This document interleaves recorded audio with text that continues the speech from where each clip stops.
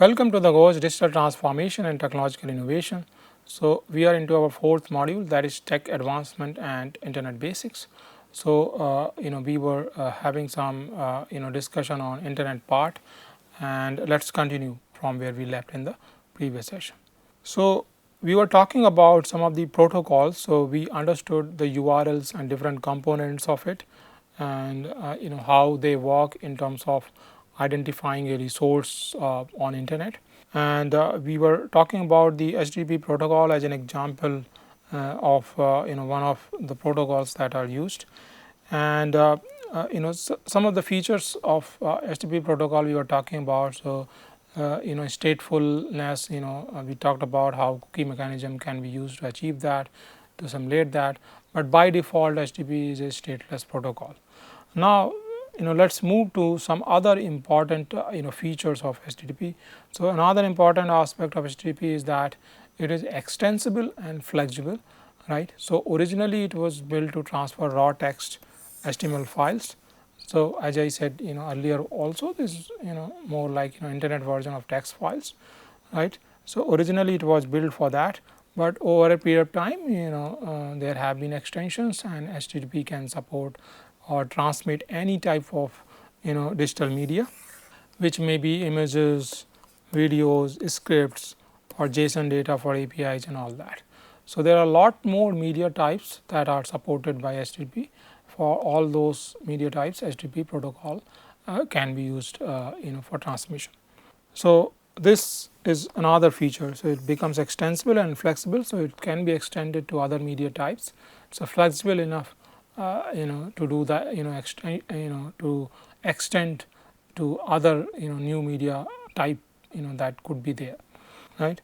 Now moving on, now we talked about HTTP, but if you recall the example that we had used, in that example we had actually used a secure version of HTTPS, right, and then colon and 2 slashes and then MySpace was the host name, right. So now most of the websites, most of the modern websites now actually use HTTPS, because this is a secure version of hypertext protocol, right. Because the original, the classic HTTP version, that transmits data in clear plain text, right. Now clear plain plain text being transmitted over the network, then it is open to attacks, eavesdropping and data tampering, all those possibilities are there. So therefore we need a secure version of HTTP. So HTTPS is an actually encrypted version of HTTP. So all the data that is being transmitted, the raw text data that is being transmitted over the network, over the internet, so that is encrypted by the HTTPS. So it has an encryption layer as part of it, along with the original HTTP protocol, right. So HTTPS, how does it it employs, how it implements the secure version. So it employs cryptographic protocols to secure all communication between a client and server, right. So these cryptographic protocols are essentially used to encrypt and decrypt the data that is there, right. So encryption is done using the cryptographic protocols, and that is how what is being communicated between a client machine, a server and server machine, that is secured, right. So HTTPS actually encrypts all traffic. So all traffic that is transmitting from client to server side, and then back, to prevent eavesdropping and data tampering, right. Now if we look at the protocol layer here, so HTTP operates at the application layer, like we discussed in the previous session, that HTTP is an application layer, application layer network protocol, right. So then the secure version of HTTP, that is HTTPS, it adds a transport layer security underneath HTTP. So another layer is added, transport layer security. For security, in a way we can say a security layer is added underneath HTTP. So TLS, this transport layer security, TLS is actually a modern secure successor of an older secure protocol, that is secure sockets layer, SSL, right. So earlier HTTPS implementations, they used to follow secure sockets layers or SSL protocol. Most modern website, they have moved to TLS, that is a more modern secure version, right. So at a higher level, HTTPS is actually adding a security layer there. HTTP operating the application layer, and then HTTPS adding the security layer. Now, in terms of its impact on SEO and trust on the websites and internet resources in general, search engines, what they have started doing, they because search engines sort of become a portal for people to reach to different websites that are there, because as we talked about, that end users need to know the URLs, and for that they might go to the search engines. So essentially search engines become the portal to actually first search for URLs for the target resources, right. So search engines need to be more proactive in terms of making internet more secure, and for that reason search engines penalize standard HTTP websites, right.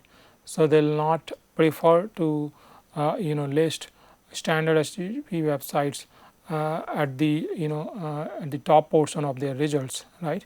So they penalize, and the browsers, they also mark HTTP sites as not secure, so that the end user knows that if they click on that HTTP link, then they are they would be landing on a website that is not secure, right. So this is a new change that has happened. So earlier HTTP sites will open without any penalty, without any restriction on warning and all that.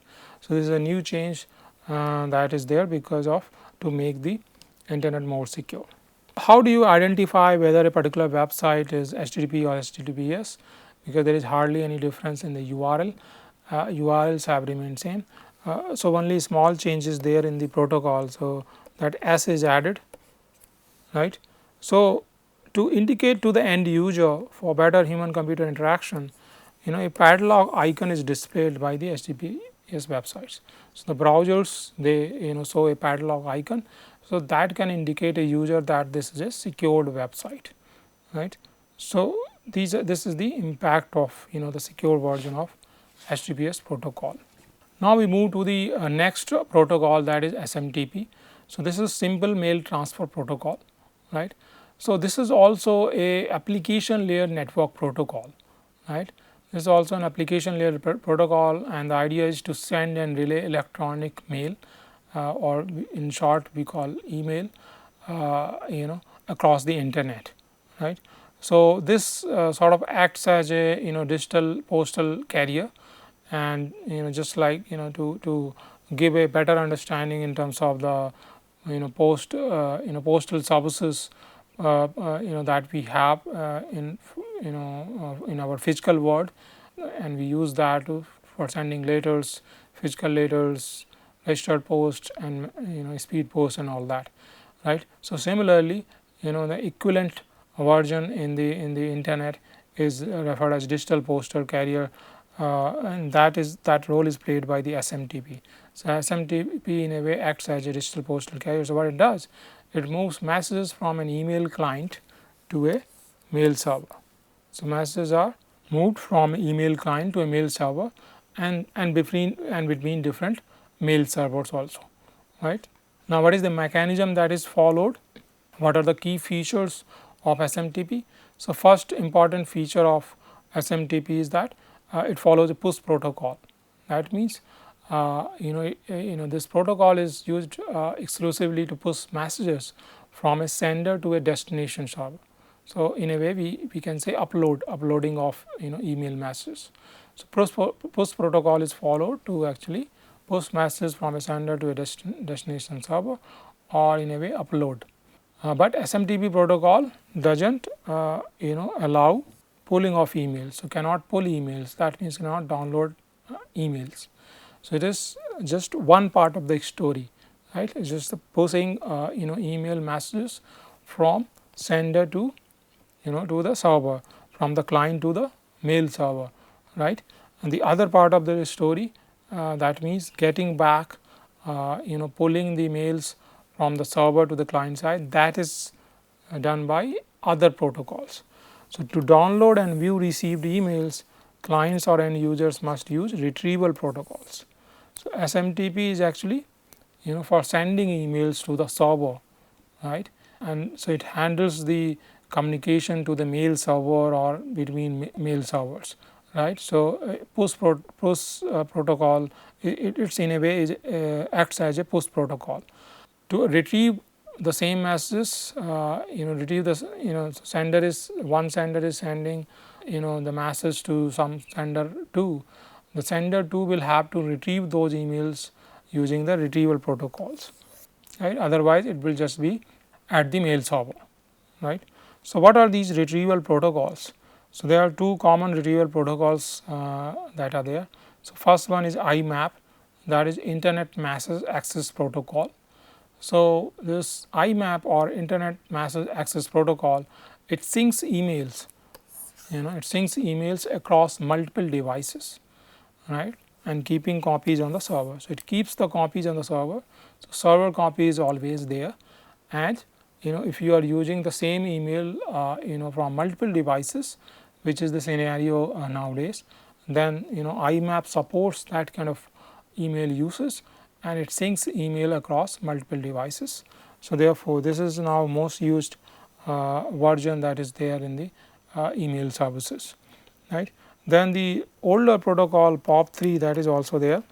So, this is a post office protocol 3.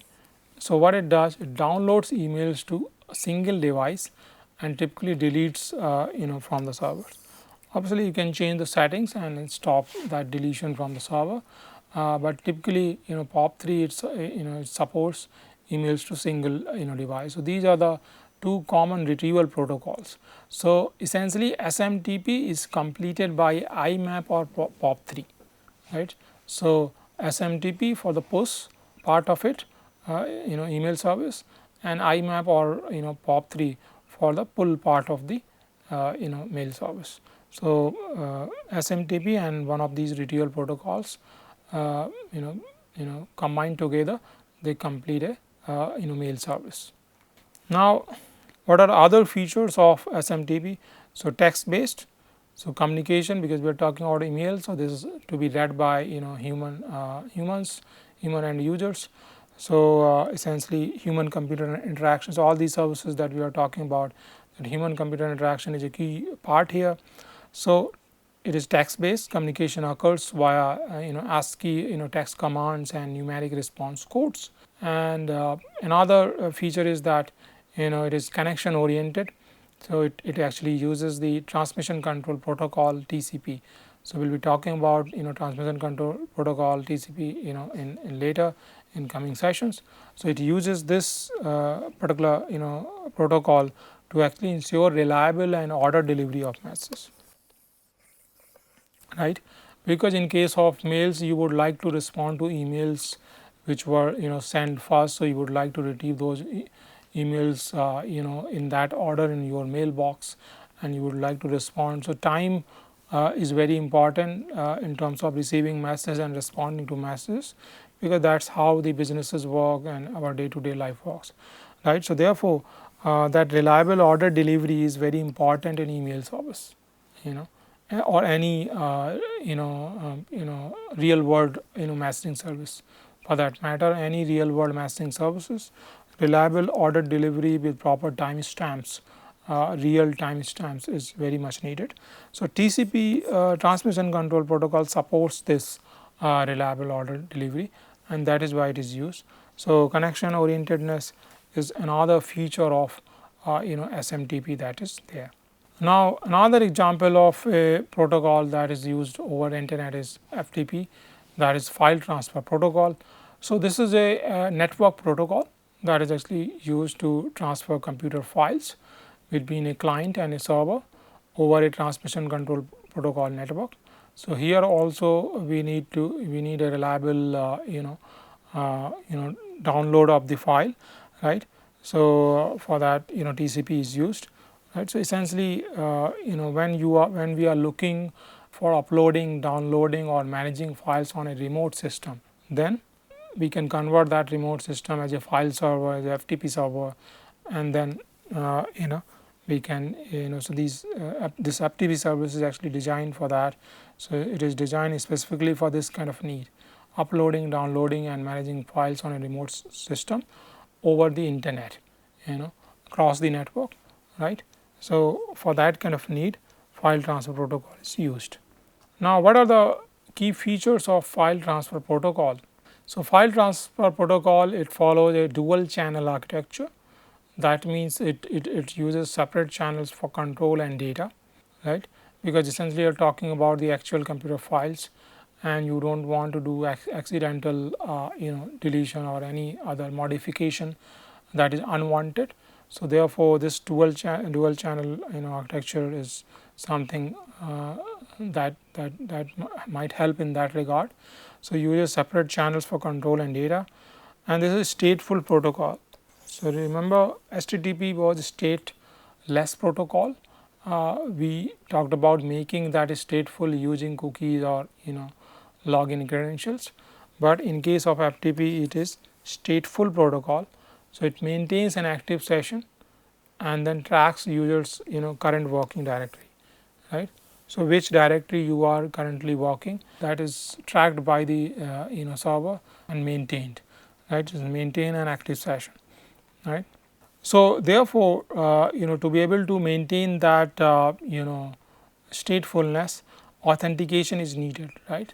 So as when we talked about HTTP and it being stateless and now FTP being stateful, but if we look at the internet as a distributed computing environment, so by default it is stateless, right. So the mechanism for statefulness has to be added on. So in case of FTP, because the idea is the design is to have a stateful protocol, so therefore the mechanism a username password is a more reliable mechanism. So it's an authentication based mechanism that is needed and that helps in terms of maintaining the statefulness. So requires a username and password, and in case the FTP server is a public server, public files are there and you want to allow access to everybody, then anonymous access is also there, right. So this was about FTP, and so we have covered now FTP, SMTP and HTTP previous session, and then we concluded with the secure version of HTTP, right, that is HTTPS. So these are the common protocols, the common services that are or distributed computing implementation that are there in internet, right, and we commonly use all of them. Now in our discussion of URL, we talked about the domain name, and we said that domain name essentially recognizes an organization's network, right. But we are operating in an internet, and so there has to be a reliable mechanism where organization, the name domain name becomes sort of unique to an organization, and because it will later be mapped to an IP address as well. So that we will be talking about later. But these domain names, there has to be some sort of mapping to organization. So that is done by domain name registrar, right. So domain name registrar are forms that manage registration of domain names on the internet. So an organization, for most organization would like to keep their organization name as the domain name for their internet services, right. So in many times most organization, they will look to register their organization name with these domain name registrars.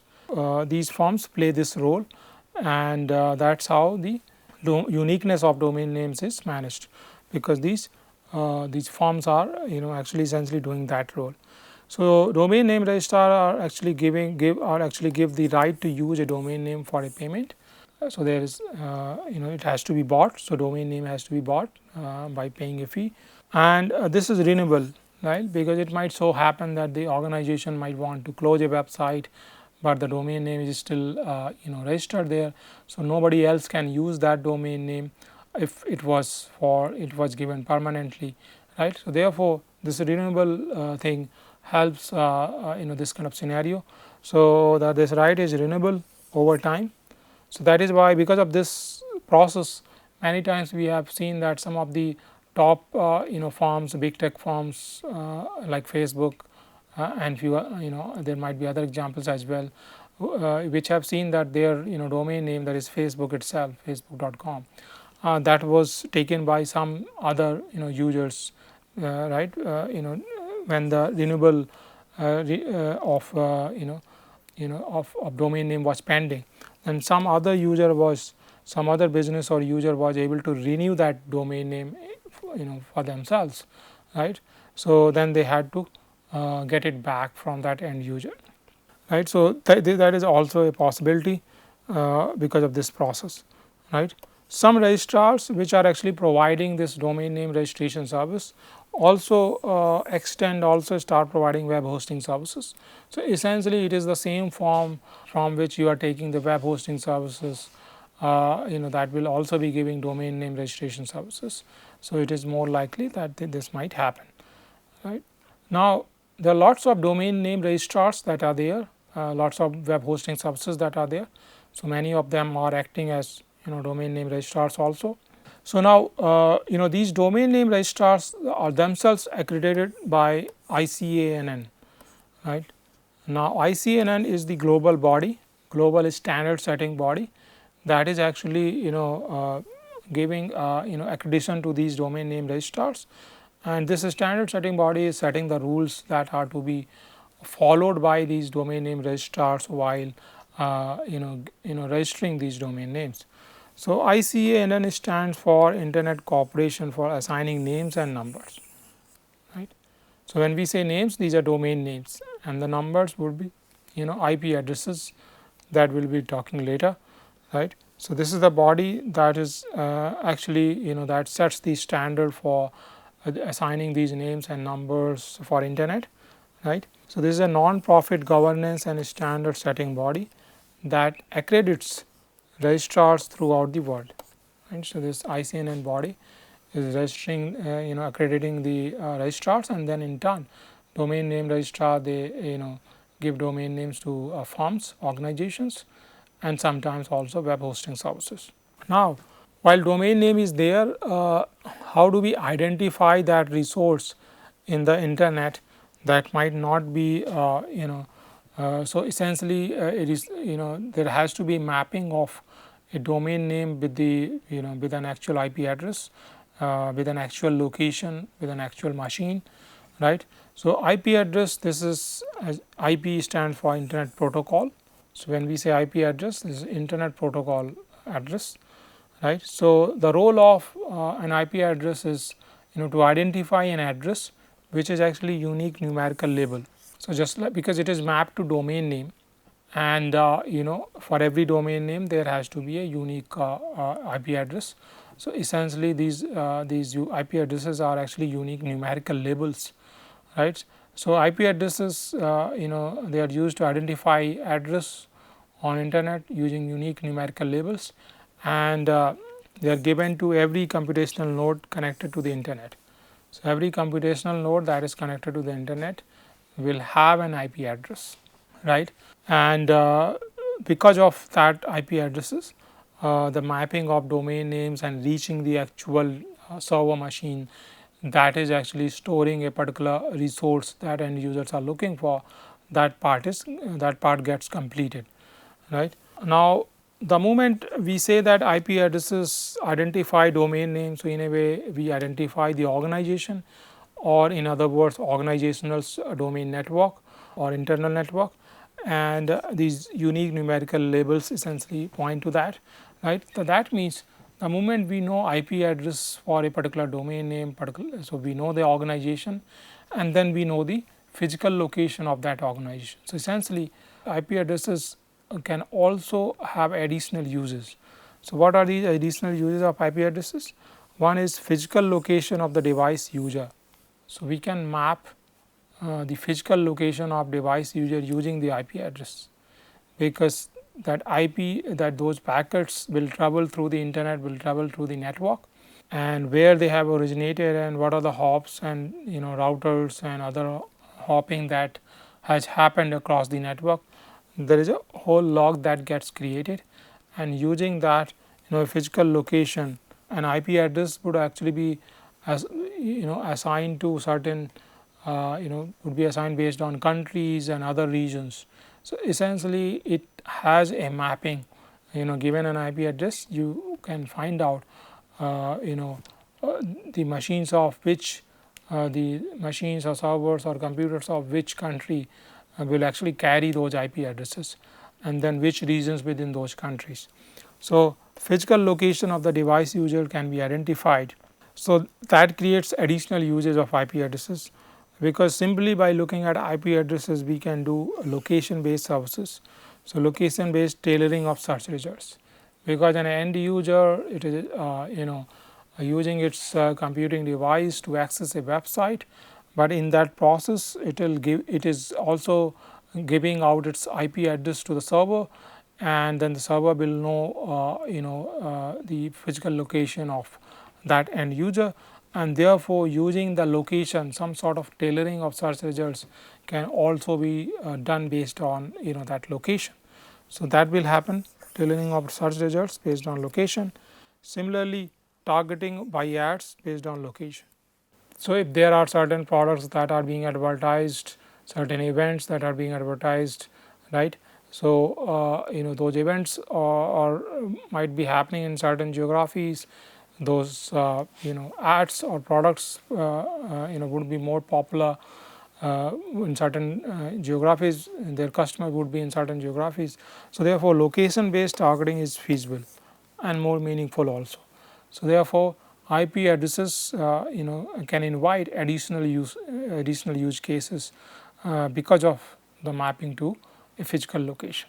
Now, if we look at IP address, how it is formulated, what is the format rather.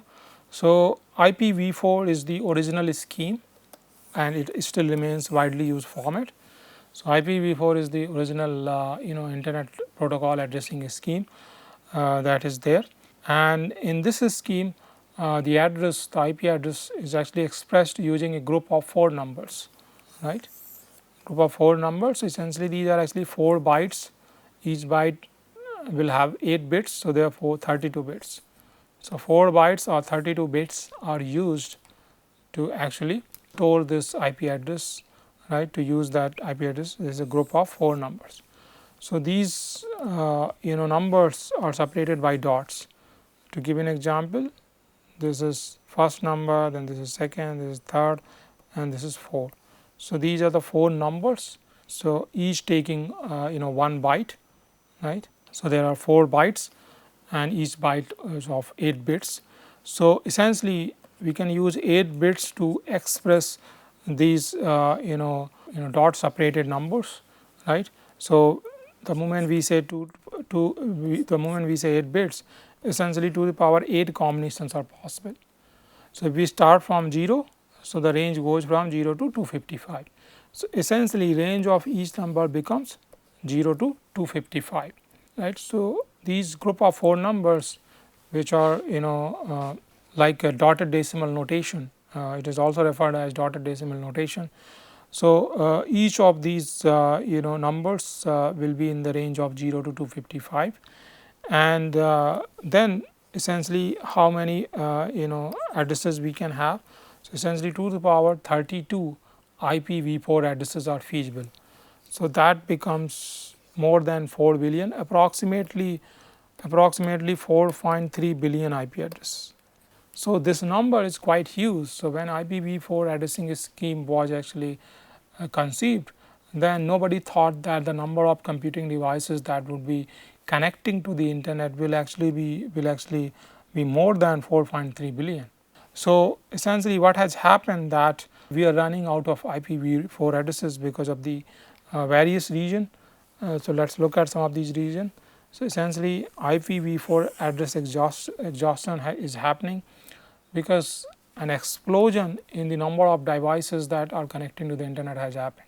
So we can think of not just the computers, servers, PCs, laptops, but also we have smartphones, tablets, speakers, TVs, game consoles, automobiles, appliances, and there are so many other examples that we already talked about with respect to the phenomenon of fast cheap computing. So, this explosion in terms of number of devices happening, and these devices are connected to the internet, because some of the services that are used through these devices, or the data transfer that used, or the Internet of Things for that purpose, these devices are also by default nowadays they are connected to the internet. They have the networking cards to be able to connect to the internet. So, because of that we are running out of IPv4 addresses, and this 4.3 billion, that number is not able to fill the gap. So, we will continue our discussion on this IPv4 address and what is the short term solution, what is the long term solution in the next session. Thank you.